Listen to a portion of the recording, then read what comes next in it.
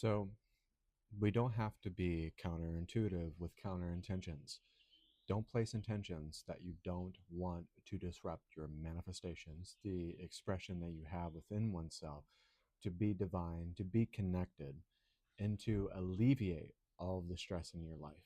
This means that whatever was placed on you, no matter what anybody else has said in your current day to day reality, it does not mean that you are having to promote that false sense of self, this power within you to know that you are not the burdens of your past lifetimes, the burdens of your mother and your father. And even anything that has happened in your life in the past is in the past, and it doesn't have to be your future. But this means that you can experience all reality as you see fit, as you want to connect to it, as you attract it to your life. You can be the calm before the storm.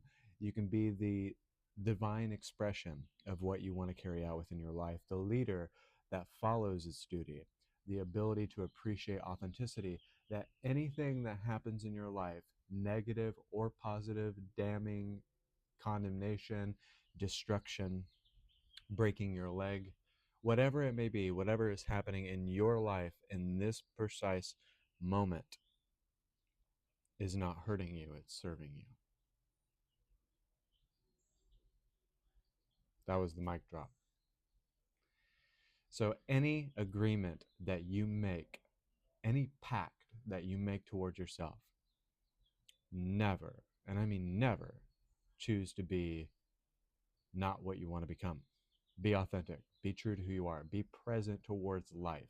Being present does not mean that I see my hand, I'm looking at it.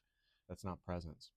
But being present with all that there is in the different extrapolations of manifestation, the I am, the absolute reality connected to the infinite reality, to different degrees of energy and dimension, that we have to see it.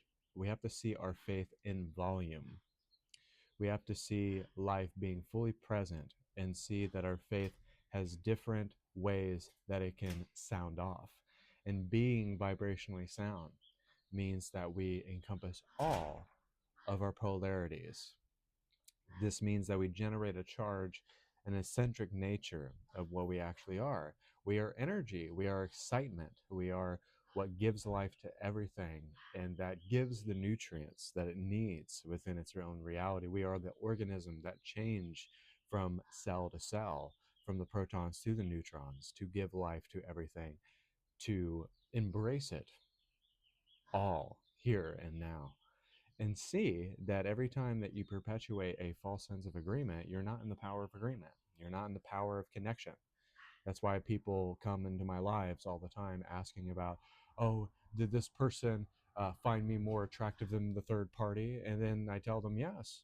It's because you entertained that agreement and it wasn't in alignment and congruence with who you are. And then that's why you got yourself in the situation that you got yourself in. And then once you stop self sabotaging who you are, once you stop promoting this false sense of creation and emulation of the creator, you won't entertain something that you choose to tolerate more and more and more. And you'll change the dynamic of how reality is attracted to you instead of how reality is. So be who you want to be and be connected to the state of being that you apply as, not what everybody says that you are, but you are a divine template and the divine blueprint that opens up to the grand architect of the universe. So this means that you don't have to have counter intentions. You can embrace who you are and you can set the proper intentions that you want to align to within your own reality.